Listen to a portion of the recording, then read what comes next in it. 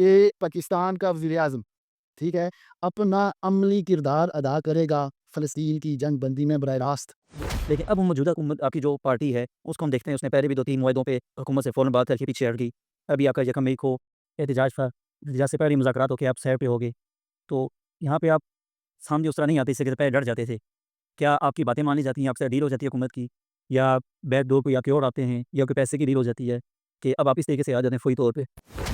کچھ جگہ پہ لوگوں کو فوراً لڑائی کرنا، بدتمیزیاں کرنا، یہ بھی بہت دیکھا جاتا ہے کہ آپ کی جماعت میں پایا جاتا ہے۔ بلکہ یہاں مطلب یہ آپ برا نہ منائیں تو ہم نے آپ کی قیادت سے بھی دیکھا ہے کہ وہ فوری طور پہ جذبات میں اور کچھ سخت لہجہ جو شرم اسلام اس کی اجازت نہیں دیتا، اس طرف نکل جاتے ہیں۔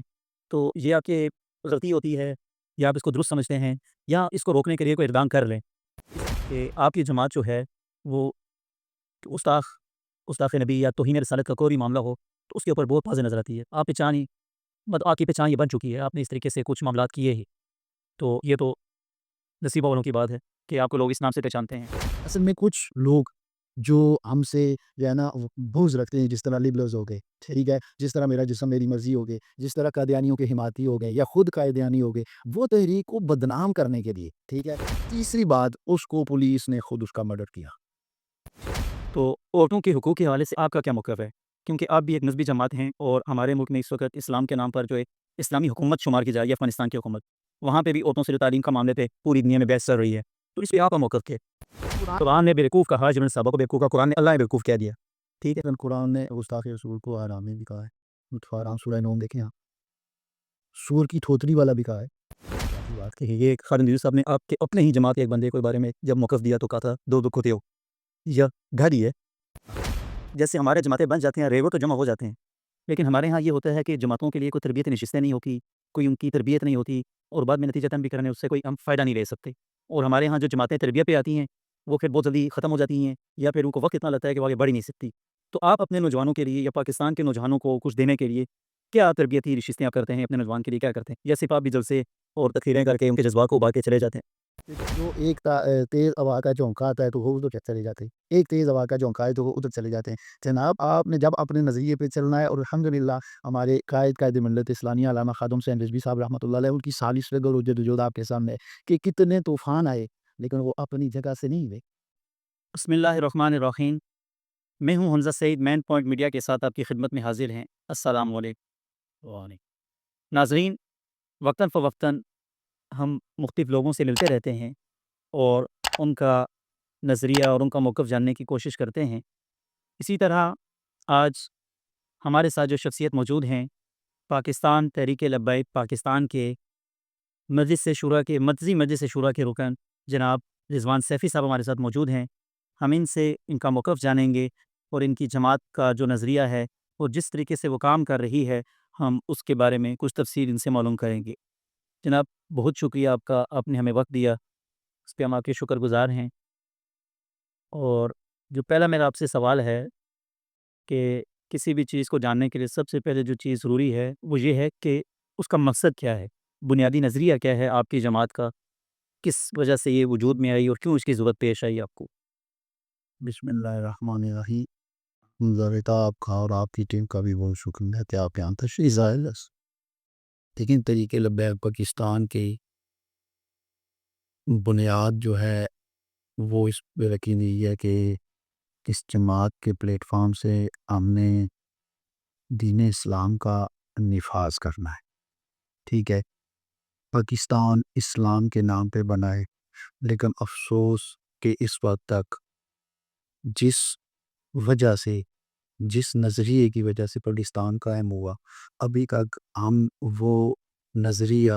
وہ نظام اس ملک میں لانے میں ناکام ہے۔ اور اس سب سے پہلی اسٹرگل جماعت کی یہ ہے، جماعت کے قیام کا سب سے بنیادی مقصد یہ ہے کہ اسلام کا نفاذ کیا جائے، اسلام کے نظام کا پاکستان میں، ٹھیک ہے۔ اس کے ساتھ پھر آگے ناموس رسالت کا دفاع، ختم نبوت کا دفاع، ناموس صحابہ اور اہل بیت کا دفاع، شار اسلام، پھر باقی آگے سارے معاملات ہیں۔ تو کیا اس سے پہلے جو ملک کے اندر بہت سی مذہبی جماعتیں موجود ہیں، تو کیا ان کا یہ نظریہ کسی اور جماعت کے پاس نہیں ہے، یا کوئی کام نہیں کر رہی، یا آپ کا کوئی طریقہ کار الگ ہے؟ یہ کیا وجہ ہے کہ آپ کو پھر کیوں ضرورت پیش آئی؟ جبکہ صرف آپ کے مسئلے کا بھی اگر دیکھا جائے تو بریلوی مسئلے کی بہت سی جماعتیں موجود ہیں اور وہ اپنا کام کر رہی ہیں، اور پھر جب لبیک بنی ہے تو اس وقت بھی کچھ عرصے میں ہی مطلب تھوڑی آغاز نہیں وہاں سے بھی تقسیم شروع ہوگی، 2 جماعتیں بن گئی، تو یہ کیا وجہ ہے؟ ٹھیک ہے، اگر تو جو جماعتیں موجود ہیں وہ اس پہ اچھی طریقے سے کام کر رہی ہوتی اور وہ اپنے اہداف کے قریب پہنچ چکی ہوتی یا اہداف حاصل کرنے کی کوشش میں اپروبہ کہ ہمیں اس طرح سنجیدہ نظر آتی تو یقیناً رینا جماعت کی ضرورت نہیں پڑنی تھی. ٹھیک ہے، اس وقت تک جو لوگ اسلام کے نام پہ ووٹ لیتے ہیں، ٹھیک ہے، اگر آپ دیکھیں تو اگر وہ اسمبلی میں یا سینٹ میں جاتے ہیں تو وہاں چاہیے تو یہ کہ پھر آپ اس طرح کے قوانین سازی کرائیں، جتنی آپ کی وہاں نمائندگی ہے آپ اس کے مطابق وہاں قوانین سازی کرائیں،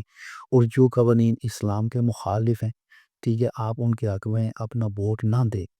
یہ پاکستان کے آئین کا یہ بنیادی آرٹیکل ہے کہ پاکستان میں کوئی بھی قانون سازی قرآن اور سنت کے اگینسٹ میں نہیں ہو سکتی. جتنی بھی اگر ہم جناب یہ جماعتیں اپنے اہداف کے قریب نہیں پہنچی، اگر ہم دیکھیں تو انہی جماعتوں نے یہ جو اسلامی آئین ہے یہ بھی تو ہمیں دیا ہے، یہ آئین بھی تو انہی جماعتوں نے بنا کے ہمیں دی ہے. اس میں کوئی شک نہیں ہے، جن ہمارے اکابرین نے یہ آئین بنایا ہے، ٹھیک ہے، اس کے بعد سے پھر کیا کام ہوا ہے؟ وہ تو ہمارا نظام اس طریقے سے ہمیں آگے نہیں جانے دیتا. آپ یہ سمجھتے ہیں کہ یہ جو نظام ہے اور جس میں آپ اسٹرگل کر رہے ہیں یہ آپ کو آگے جانے دے گا؟ دیکھیں، نظام کوئی ٹھیک کرنا ہے نا ہم نے صاحب، اسی نظام میں رہ کر آپ اس نظام کو ٹھیک کر لیں. بھی کرسمس بالکل ٹھیک کر سکتے ہیں نا. میں نے آپ کو یہ بات کہی کہ آپ اسمبلی میں اور سینٹ میں پہنچے، وہ ایسے فلور ہیں کہ جہاں پہ قانون سازی ہوتی ہے، ٹھیک ہے، وہاں آپ کو یہ چاہیے کہ جو آپ کا نظریہ ہے اس کے مطابق آپ وہاں بل پیش کریں. میں آپ نے بڑی اچھی بات کی، میں آپ کو مثال دیتا ہوں کہ مولانا احمد شاہ نورانی رحمۃ اللہ علیہ، نیازی صاحب رحمۃ اللہ علیہ اور دیگر علماء جنہوں نے اس وقت ختم نبوت کے لیے ایک سٹرگل کی، ٹھیک ہے، جب وہ اسمبلی کے فلور پر پہنچے، ٹھیک ہے، تو انہوں نے بل پیش کیا کہ قادیانی کافر ہیں، ان کا اسلام سے کوئی تعلق نہیں، ٹھیک ہے، یہ اپنے آپ کو مسلمان نہیں کہہ سکتے، اور بل اسمبلی سے منظور ہوا. اس کے بعد یہ ساری قانون سازی، جب تک وہ اسمبلی کے فلور پر نہیں پہنچے تھے، جب تک انہوں نے یہ قانون سازی نہیں کرائی تھی، اس وقت تک جتنی بھی سٹرگل ہوئی، 10,000 لوگوں نے اپنی جانوں کے نذرانے پیش کیے، 20 سال کی طویل جدوجہد علماء کی، مشائخ کی، اس میں بہت ساری قربانیاں، لیکن ان ساری قربانیوں کے باوجود جب تک اسمبلی سے بل نہیں پاس ہوا تھا اس وقت تک یہ اپنے آپ کو مسلمان بھی کہتے تھے، یہ اپنے جھوٹے مذہب کی تبلیغ بھی کرتے تھے، یہ اپنی عبادتگاہ کو مسجد بھی کہتے تھے. وہ ایک فلور ہے جہاں سے آپ قانون سازی کر سکتے ہیں. اب چاہیے تو یہ تھا کہ یہ بہت اچھا اقدام ہے، یہ ایسا اقدام ہے کہ قیامت تک لوگ ان کو خراج تحسین پیش کریں گے جنہوں نے وہاں پہ اتنا بڑا اقدام کیا. چاہیے تو یہ تھا کہ اس کے بعد ایک قانون بل پیش ہو جاتا کہ آج کے بعد پاکستان میں پردے کا نظام ہوگا، کوئی مسلمان عورت پردے کے بغیر باہر نہیں نکلے گی. میں ایک بات سمجھنے کی کوشش کر رہا ہوں جو مجھے سمجھ نہیں آ رہی ابھی تک، کہ آپ یہ کہہ رہے ہیں کہ آپ اسی نظام سے پارلیمنٹ کے اندر اور سینٹ اندر پہنچیں گے، جبکہ ہمارے ملک میں جو اس وقت پی ٹی آئی ایک بڑی جماعت ہے ووٹ بینک کے لحاظ سے، جائے جی کو نظریہ جو بھی ہے، طریقہ کار جو بھی ہے، ہمیں اختلاف ہے نہیں ہے وہ الگ بات، ووٹ بینک تو ان کا موجود ہے. ان کو جب حکومت نہیں مل سکی اور ساری دنیا جانتی ہے وجوہات کیا ہیں، اور آپ یہ کہہ رہے ہیں آپ پہنچیں گے. دوسری وجہ یہ ہے کہ آپ سیاست کے اندر جب آتے ہیں تو کسی بھی حلقے میں آپ کسی کے ساتھ اتحاد نہیں کرتے، آپ تنہا اپنی پارٹی پورے ملک میں پیش کرا دیتے ہیں. تو پھر کس طریقے سے پاسبل ہے کہ آگے سمجھ رہے ہیں کہ کیا آپ کا ووٹ بینک کتنا ہو چکا ہے کہ آپ حکومت بنا لیں گے، یا کس طریقے سے آپ مجھے سمجھائیں تھوڑا؟ بہت اچھی بات آ رہی ہے. دیکھیں، ہم اسلام کے نظام کے نفاذ کی بات کر رہے ہیں اور اسلام میں اللہ کے توکل کرنے کا درس دیتا ہے. اسباب بھی تو ہوتے ہیں نا. میں بات کرتا ہوں جب حضور علیہ الصلوۃ والسلام آپ نے اعلان نبوت فرمایا تو آپ کے پاس کچھ بھی نہیں تھا بغیر اسباب، ٹھیک ہے نا. سے 23 سالہ سٹرگل تھی آپ سے پہلے یا اب یا قیامت تک آپ جیسا کوئی بھی نہیں آئے. ایسے ہی دنیا کی کسی فیلڈ میں بھی، کسی شعبے میں بھی آپ سے بڑھ کر کوئی بھی نہیں ہے. بالکل نہ تھا، نہ ہے، نہ ہوگا. جو ساتھی آپ کو ملے ایسے ساتھی نہ کسی کو میسر تھے، نہ ہیں، نہ قیامت تک ہوں گے. یہی بات ہے ایسے، ٹھیک ہے. اس کے باوجود ہمارا یہ ایمان ہے کہ اگر حضور علیہ الصلوۃ والسلام اپنے حجرہ مبارک سے بیٹھ کے دعا فرما دیتے یا اللہ اسلام کو نافذ کر دے تو اسلام کا نفاذ پوری دنیا میں ہو جاتا، لیکن نہیں، انہوں نے سٹرگل کی اپنی عظیم جماعت کے ساتھ 23 سالہ فگل کے بعد کہ اسلام کا نفاذ صرف جزیرۃ العرب پہ ہوا، وہ 10 لاکھ مربع نہیں بنتا ہے۔ 23 سالہ سٹرگل کس نے کی؟ اب سے بعد از خدا بزرگ تو ہی قصہ مختصر۔ تو آج ہم 14ویں صدی کے لوگ، ہمارا توکل ہے اللہ، انشاءاللہ ہم سٹرگل کریں گے اور وقت ضرور آئے گا جب اسلام کا نفاذ ہوگا۔ دوسری بات آپ نے یہ کہی کہ آپ اتحاد دیکھیں، جب آپ کے نظریے کے ساتھ کوئی میچ نہیں کرتا تو آپ کا اتحاد اس سے نہیں ہو سکتا۔ آپ صرف آپ نے اپنے نظریے پہ کمپرومائز کر لیا تو پھر آپ اپنی منزل تک نہیں پہنچ سکتے۔ ہم یہ دیکھتے ہیں کہ 23 سالہ جدوجہد میں اس نے یہودیوں سے جا کے معاہدے کی، معاہدہ ہوا ہے، معاہدہ آپ ان سامان سے کرنے کو تیار نہیں۔ نہیں، معاہدہ اور چیز ہے۔ دیکھیں معاہدہ کیا ہوا ہے، ایک اسٹیپ بنانے کے لیے نا، مدینہ کے اندر ایک نظام بنانے کے لیے رسول نے معاہدہ کیا،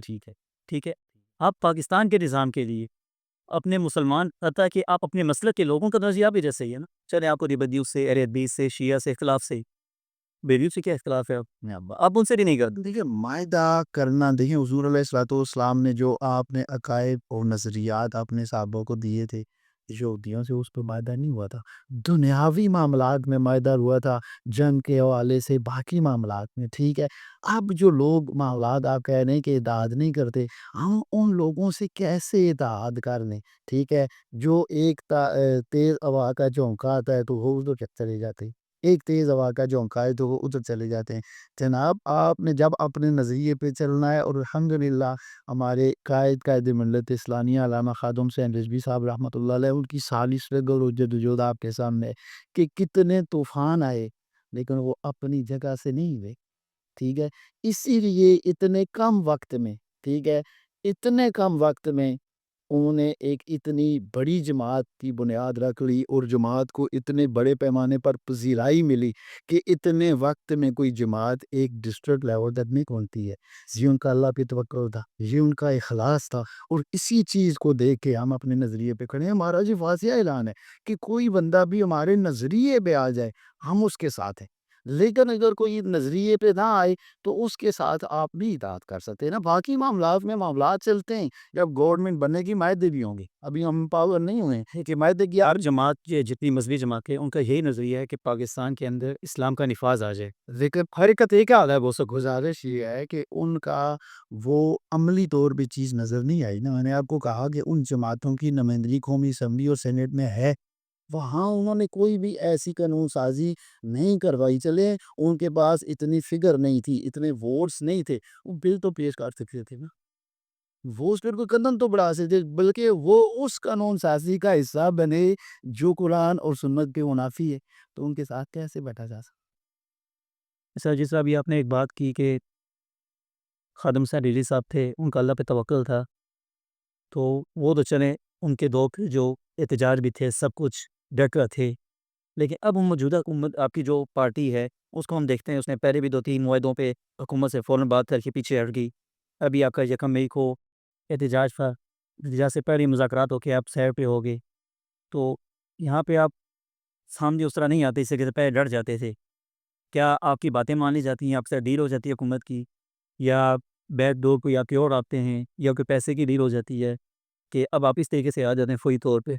دیکھیں معاملہ یہ ہے کہ بابا جی رحمۃ اللہ علیہ بھی جب بھی آپ میدان عمر میں کسی کاز کے لیے آتے تو آپ اپنے مطالبات لے کے آتے، ایسے سیم امنی کے راستے پہ چل رہے ہیں، ہم جب بھی کوئی کار دیتے ہیں تو ہم کچھ مطالبہ لے کے آتے ہیں، ٹھیک ہے۔ یہ پہلی دفعہ تھی کہ ہم میدان میں نکلنے سے پہلے ہمارے مطالبات مان لیے گئے، اور یہ اللہ پاک ہم پہ بہت بڑا فضل ہے کہ لوگ میدان میں آتے ہیں، ان کو کسی اور جگہ ڈیورٹ کیا جاتا ہے اور ان کی کوئی بات بھی مانی نہیں جاتی، وہاں نعرے ارادے ان کو واپس کر دیا جاتا ہے۔ اب اس وقت فلسطین کے کاز پہ جو حالت گورنمنٹ سے معاہدہ ہوا ہے، ہمارے 3 مطالبات مانے گئے۔ دیکھیں اس وقت فلسطین کے معاملے میں آپ ان کو ہر طرح کی آپ کی سپورٹ کی ضرورت ہے، ٹھیک ہے، ان کو سفارتی سپورٹ کی بھی ضرورت ہے، ٹھیک ہے، ان کو مالی سپورٹ کی بھی ضرورت ہے، ان کو آپ کی جو ہے نا امداد کی غزاؤں کی دعاؤں کی مد میں ان کو اس کی بھی ضرورت ہے، جنگ بندی کے لیے کردار ادا کیا جائے ان کو اس کی بھی ضرورت ہے۔ اب جو ہمارا معاہدہ ہوا اس کی جو پہلی شق آپ دیکھ لیں، ٹھیک ہے، کہ پاکستان کے 2 پرائم منسٹر عمران خان نے بھی اور شہباز شریف نے بھی، ان دونوں کے کثیر تعداد میں وفاقی وزراء نے 2 ریاستی حل کی بات کی ہے۔ آپ انگلش ہسٹری صاحب کے دیکھ لیں، ٹھیک ہے۔ مجھے بتائیں کہ اس سے بڑی اور اتنی بڑی سفارتی سپورٹ ہوگی فلسطین کی کہ اس پرائم منسٹر کی کابینہ کا ایک رکن اور ان کا وفاقی وزیر داخلہ، ٹھیک ہے، اس کی زبان سے ہم نے یہ بات کہلوائی کہ اسرائیل ایک ناجائز ریاست ہے۔ یہ تو کریئر سے نظریہ ہے نا اس کا۔ ہر لیکن یہ آپ بھی اس سے ہٹ چکے تھے نا، اس پہ ان کو واپس لانا میرے پیارے بھائی یہ صرف اللہ کے فضل سے ہے۔ ہمارے بابا جی فرماتے تھے اسلام کی پاور ہے، ہماری کوئی اوقات نہیں سے۔ یہ بہت بڑی بات ہے، یہ بات ان سے کہلوانا کہ اور جماعت اس طرف جائے نا۔ جب آپ کا پرائم منسٹر خود 2 ریاستی حل کی بات کر چکے، وفاقی وزراء بات، ان کو قائد اعظم کی اس بات پہ لانا، آپ شاید میڈیا سے آپ کا تعلق ہے، آپ اٹھا کے دیکھیں میڈیا کی ہسٹری، اس گورنمنٹ کا ایک میرے حال میں وہ وزیر خارجہ ہے ابھی یا اس کے پاس تو وزارت ہے، اس سے سوال کیا گیا کہ آپ جو ہے نا قائد اعظم نے یہ بات کیا تو اس نے کہا قائد اعظم نے کوئی بات کیا تو حدیث نازل ہوگی۔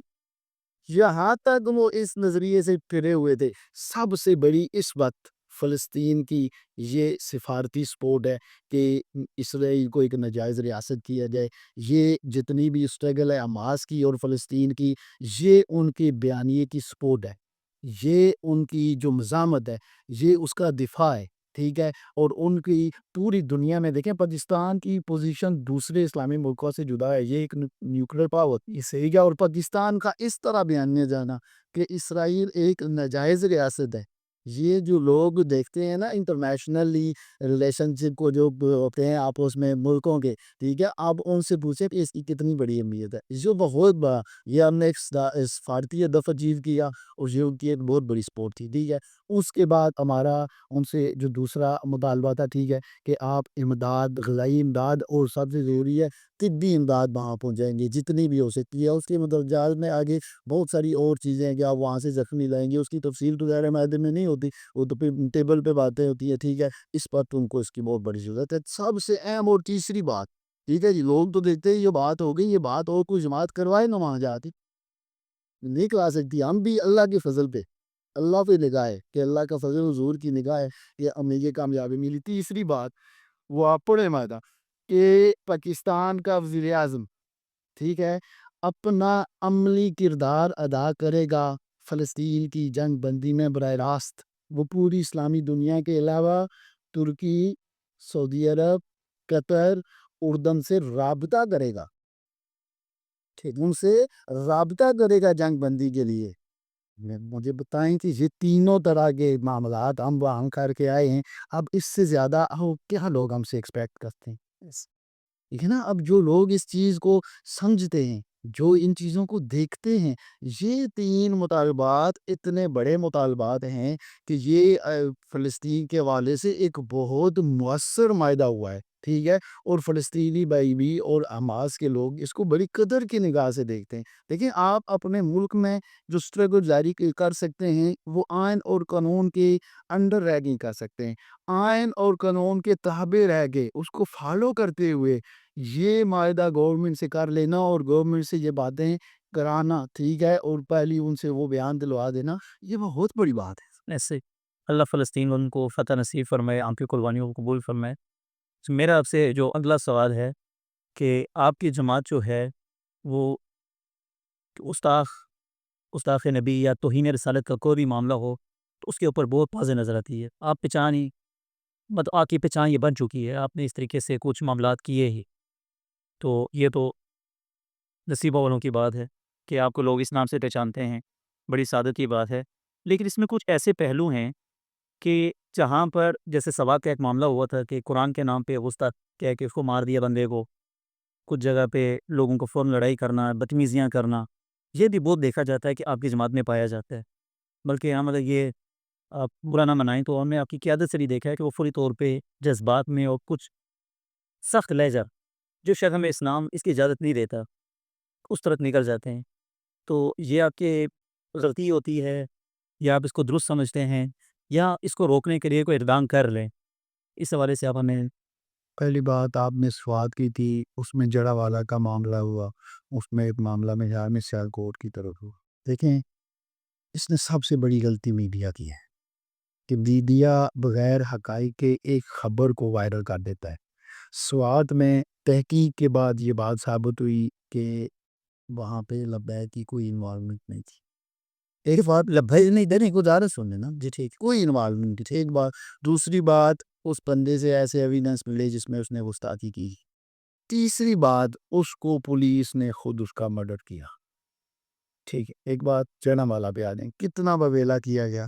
جنا والا میں۔ وہ جو معاملہ ہوا وہاں آج بھی یہ ریکارڈ پہ بات موجود ہے، وہاں کے ڈی پی او سی پی او ان سب سے آپ پوچھ سکتے ہیں کہ وہاں ان معاملات کو ٹھنڈا کرنے میں، لوگوں کے جذبات کو قابو کرنے میں سب سے بڑا رول طریقے لبیک کا تھا۔ اور جن لوگوں نے وہ معاملہ سارا کیا تھا، میرے حال میں لاسٹ ویک میں ان کو سزا ہو رہی ہے، اس میں طریقے لبیک کا کوئی بندہ نہیں تھا۔ تیسرا واقعہ وہاں پہ ہوا ہے، اس میں بھی لبیک کی اصل میں کچھ لوگ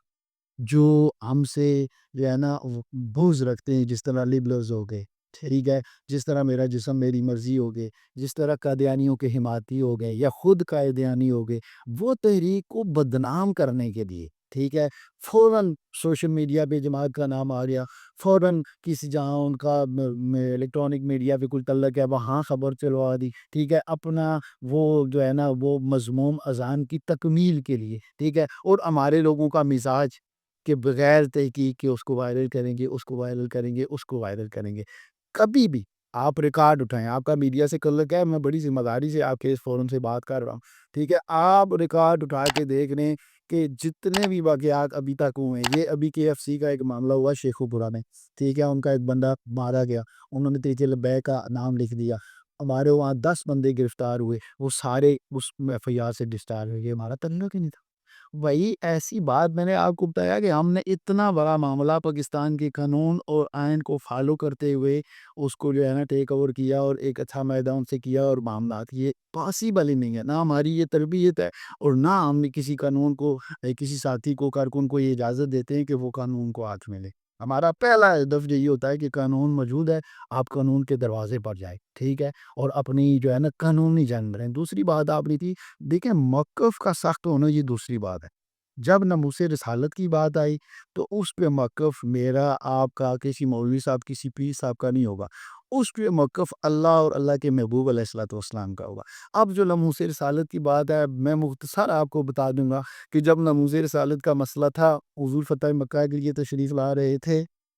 راستے میں ایک جگہ کتیا نے بچے دیے ہوئے تھے، ٹھیک ہے، حضور نے وہاں اپنا ایک غلام کھڑا کر دیا کہ اس کتیا کے بچے میرے غلاموں کے سواریوں کے پاؤں تلے روندے نہ لیں، ٹھیک ہے۔ جب آپ مکہ شریف پہنچے، مکہ فتح ہو گیا، ٹھیک ہے، آپ علیہ الصلوۃ والسلام نے اپنے ہتھیار اتارے تو صحابہ کرام رضوان تجمعین آگے، انہوں نے پوچھا یا رسول اللہ صلی اللہ علیہ وسلم ابن قتل کے لیے کیا حکم ہے؟ وہ کعبے کے پردوں میں چھپ گیا، آپ نے کہا کہ وہی مارتا۔ اس سے دیکھیں جب حضور نے ایک بات پہ سخت موقف آ گیا تو اس پہ تو ہم پھر ہم نے تو حضور کو ہی فالو کرنا ہے سخت، اور اس سے رسالت کے معاملے پہ موقف کبھی بھی نرم نہیں ہو سکتا۔ نہیں دیکھیں موقف سخت ہونا ٹھیک ہے، اور بات کے اندر بدتمیزی یا گھر ہلانا، میں اس کے اوپر بات کر رہا ہوں۔ آپ دیکھیں اسلام میں تو جہاد کا حکم دی ہے، جہاد ایک سخت چیز ہے۔ اب آپ رکیں، آپ کے پاس میڈیا سارا پڑا ہوا ہے، ہمارے جتنے بھی حافظ ہولڈر ہیں ساری شورا آپ کے پاس موجود ہے آن کا، ٹھیک ہے، ہمارے جو زونل عمرا ہیں، ناظم اعلیٰ ہیں، جو ہمارے کینڈیڈیٹ ہیں، کسی ایک بندے کی ایسی بات نکال کے دے دیں کہ جس نے غیر اخلاقی بات کی۔ کہ یہ خالد یوسف صاحب نے آپ کے اپنے ہی جماعت کے ایک بندے کے بارے میں جب موقف دیا تو کہا تھا دو کتے ہو، یا گھر ہی ہے۔ کس اچھا آپ سوال آپ کا پورا ہوئی صاحب باس میں امام احمد رضا خان پریمی رحمۃ اللہ علیہ، آپ نے فرمایا کہ جو حضرت امیر معاویہ رضی اللہ تعالیٰ عنہ پہ ان کی گستاخی کرتا ہے، آپ نے فرمایا وہ جہنمی کتوں میں سے کتا ہے۔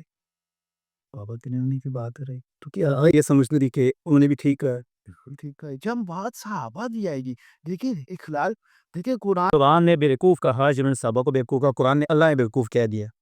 ٹھیک ہے۔ قرآن نے گستاخی رسول کو حرام بھی کہا ہے، حرام سورہ نوم دیکھیں آپ، سور کی تھوتری والا بھی کہا ہے، پڑھیں نا جناب، جہاں اس بات پہ پھر آپ وہاں کیا کہیں گے؟ وہ بات اس وقت ہے جب میری ذات پہ بات ہو، میرے والدین کی ذات پہ بات ہو، ہم کوئی ایسی بات کریں تو وہ بات ہے۔ جب بات اللہ کی، اللہ کے محبوب علیہ الصلوۃ والسلام کی، صحابہ کرام کی، اہل بیت کی آ جائے، ٹھیک ہے، تو پھر وہاں جی نہیں ہوگی۔ پھر جب اللہ نے حیرانی کا ہے سورہ نو میں، ٹھیک ہے، تو پھر آپ وہاں کیا بات کر گئے؟ جب وہاں کا ہے وہ سور کی تھوتنی والا ہے، تو پھر آپ وہاں کیا کہیں؟ قطعی یہ ایسی بات نہیں ہے۔ دیکھیں بابا جی رحمۃ اللہ علیہ، اللہ ان کے درجات میں اضافہ پڑے، فرمایا آپ مثال یہ بھی ہیں کہ حضرت ابو بکر کو ایک شخص گالیاں دے رہا تھا، آپ خاموش تھے اور آس وسلم ہنس رہے تھے۔ جب حضرت ابو بکر نے جواب دیا تو آس وسلم غصہ ہو گئے کہ تمہاری جگہ فرشتے جواب دے رہے تھے۔ تو ہمیں تو آپ سن لیتے ہیں کہ بدتمیزی تو بیٹا میں نے یہی بات آپ سے کی، آپ میری بات سمجھے۔ حضرت بکر صدیق رہے تھے کہ ذات کا معاملہ تھا، وہی حضرت بکر صدیق رضی اللہ عنہ اس کے اوپر کہتے ہیں تک سننے نا بات، جب بات ہم نے بات آپ سمجھ نہیں رہے، جب بات حضور حضرت بکر صدیق رضی اللہ عنہ کے والد نے حضور کے متعلق کوئی الکے الفاظ کے تھپڑ لگا دے، اب بات ہم نے بھی جب بات سختی ہے تو ناموس رسالت ناموس صحابہ کے والے سے کی ہے۔ جب ہمیں کسی نے بات کی ہے تو ہم نے کسی کو سخت جواب دیا ہو تو آپ بتائیں۔ آپ نے خود مثال بیان کر دی کہ جب ان کی ذات کا معاملہ تھا تو حضور نے کہا ابو بکر نہیں بولنا، لیکن جب والد کو مارا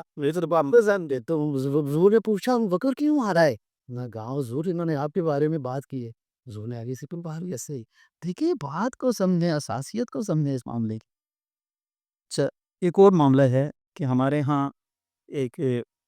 میرا جسم میری مرضی کے نام پہ عورتیں باہر آ جاتی ہیں، اس طرح کے معاملات ہوتے ہیں۔ تو عورتوں کے حقوق کے حوالے سے آپ کا کیا موقف ہے؟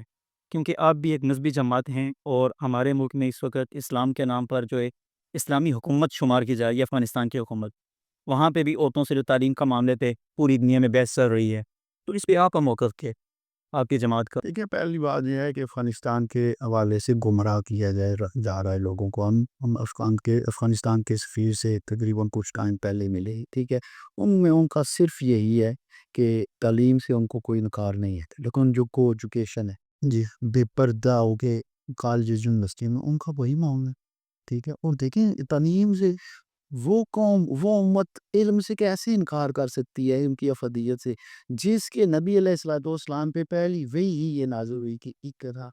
پڑھی، یہ کوئی تعلیم سے کوئی انکار ہے؟ ایسا کئی صحابہ کی یہ داد وہی بات ہے، تعلیم سے کوئی انکار نہیں ہے، طریقہ کار پہ ہے، ٹھیک ہے۔ کو ایجوکیشن جس طرح آج ہمارے کالجز یونیورسٹیوں میں چل رہی ہے، بچیوں کا نیم بڑی حالت میں وہاں جانا، ان باتوں پہ ہے۔ باقی عورت کے حقوق کا پھر کوئی بات آتی ہے کہ جب ہم نے فالو حضور کو کرنا ہے، حضور علیہ الصلوۃ والسلام جب ظاہری دنیا سے تشریف لے جا رہے تھے تو آپ کی زبان اتھر پہ آخری تھے الفاظ تھے عورت کے معاملے میں اللہ سے ڈرنا۔ پیچھے جب بات ہوئی قائد محترم اپنے حلقے سے الیکشن لڑ رہے تھے، وہاں ایمان تھی میں طریقے انصاف کی، لوگوں نے باتیں کی تو آپ نے کہا بیٹی بیٹی ہوتی ہے، تیری میری نہیں کہ وہ فلاں کی بیٹی ہے، وہ بیٹی نے سارے سب کی سان دی۔ تو عورتوں کا احترام جب اسلام نے جب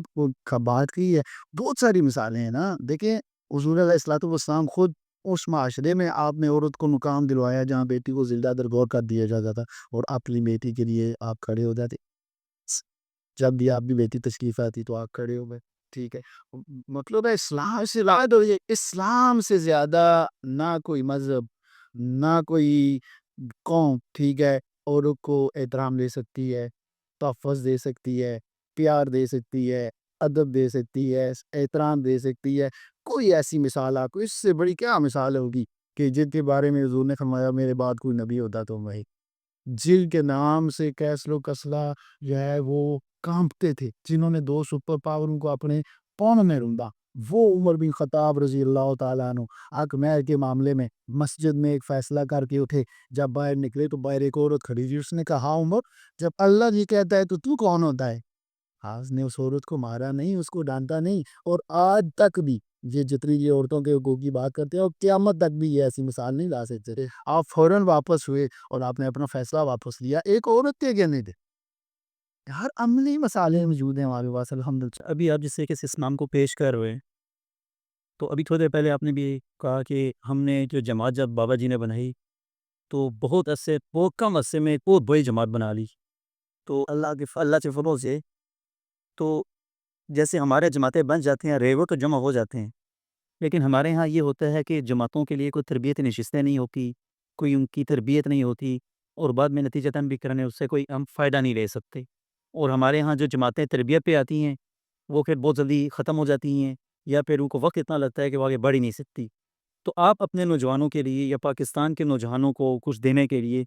کیا تربیتی نشستیں آپ کرتے ہیں؟ اپنے نوجوان کے لیے کیا کرتے ہیں، یا صرف آپ بھی جلسے اور تقریریں کر کے ان کے جذبات کو ابھار کے چلے جاتے ہیں؟ دیکھیں، سب سے پہلے آپ نے جو بات کی دیکھیں، ہماری جماعت الحمدللہ نظریے کی بنیاد پہ کھڑی ہے، اور یہ بھی اسلام کی پاور ہے کہ یہ ایک بہت کم عرصے میں 2 الیکشن میں یاد میں ابھی تک ہم نے کانٹیسٹ ایسے ہی، اور تقریباً جو ان کی فگر اگر مان لیں تو 30 لاکھ ووٹ،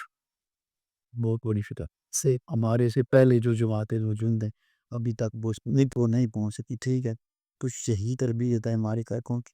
یہ تو گود ہے نا، سنیں نا بیٹا، ووٹ کسی کو دینا بڑا مشکل ہے۔ یہاں لوگ سنیں، یہاں لوگ پیسے بھی لوگوں سے لے لیتی، اب الیکشن میں نے لیکن ہمارے یہاں اس وقت یہ کہا جاتا ہے کہ پی ٹی آئی سب سے بہتر اس جماعت آپ نے سوال اور سب سے زیادہ وہ بیچی۔ آپ نے سوال کیا، میری بات نہیں ہونا، ٹھیک ہے۔ دیکھیں تو ہمیں پریکٹیکلی الیکشن میں نے لڑا ہے، کونسلر سے لے کے ایم این اے تک میں الیکشن کانٹیسٹ کی، لوگوں سے پیسے بھی لے لیتے ہیں، گلی بھی بنوا لیتے ہیں، بجلی کی تاریں بھی اور گیس کا میٹر بھی لگوا لیتے ہیں، لیکن ووٹ نہیں دیتے۔ دیتا ہے کچھ سنیں، آپ جو دفتر ہے ان کے ساتھ نہیں کر سکتے نا، میں تو ابھی لو لیپٹن نا اسلام کی بات کر رہا، آپ بات سمجھیں جی، ہاں میں تھوڑی بات میری سنیں یہ بات سن۔ دیکھیں 30 لاکھ جن لوگوں نے ہمیں ووٹ دی ہے، انہوں نے نہ ہمیں گیس کے لیے ووٹ دی ہے، نہ بجلی کے لیے دی ہے، نہ پیسوں کے لیے، سنیں نہ دنیا کی کسی چیز کے لیے ووٹ دی، انہوں نے صرف اسلام کے لیے ووٹ دی ہے۔ تو بیٹا ان کی تربیت ہوئی، دیکھیں ہمارے کی سنیں نا آپ نے تربیت کی، دیکھیں ان کی تربیت ہوئی تو انہوں نے اس معاملے سے نکل کر کہ ادھر ووٹ دی، کیونکہ ووٹ کسی کو دینا بہت مشکل بات ہے اس دور میں، ٹھیک ہے۔ آپ برادری کا پریشر ہے، آپ پہ معاشرے کا، گاؤں کا، محلے کا پریشر، ٹھیک ہے، پھر ٹی وی پہ بڑے بڑے لیبل، پھر ایک جماعت کو اتنا زیادہ کرٹیسائز کیا جاتا ہے، اس پہ کیا جاتا ہے کہ اس کے باوجود ووٹ دینا، لیکن ہمارے کرپن کی یہ تربیت ہو، سب سے اصل تربیت یہی ہے کہ انہوں نے اپنا جو کہ رائے دہی تھا، ٹھیک ہے، تو یہ سمجھے کہ یہ ہجوم نہیں ہے، یہ ریور نہیں ہے، یہ وہ لوگ ہیں جنہوں نے نظریے کی بنیاد پر اپنا حق رائے دہی استعمال کیا ہے، جو اپنے اچھے اور برے کو سمجھتے ہیں، جن کو اپنی سمت کا پتہ ہے، جن کو اپنی منزل کا پتہ ہے، ساری دنیاوی مقدار کو چھوڑ کر انہوں نے اگر اسلام کے لیے ووٹ دیے تو ان سے زیادہ ہو کر یہ یافتہ کو چلیں، بہت شکریہ آپ کا، آپ نے وقت دیا، ایک بار میری ٹیم آپ کی شکر گزار ہے۔ انشاءاللہ پھر موقع ملا پھر آپ سے مزید بات کریں گے۔ ویلکم ناظرین، آپ نے تحریک لبیک کے مرکزی شورا کے رکن جناب چودھری رضوان احمد سیفی صاحب کی گفتگو سماعت فرمائی۔ جڑے رہیے مین پوائنٹ میڈیا کے ساتھ۔ السلام علیکم۔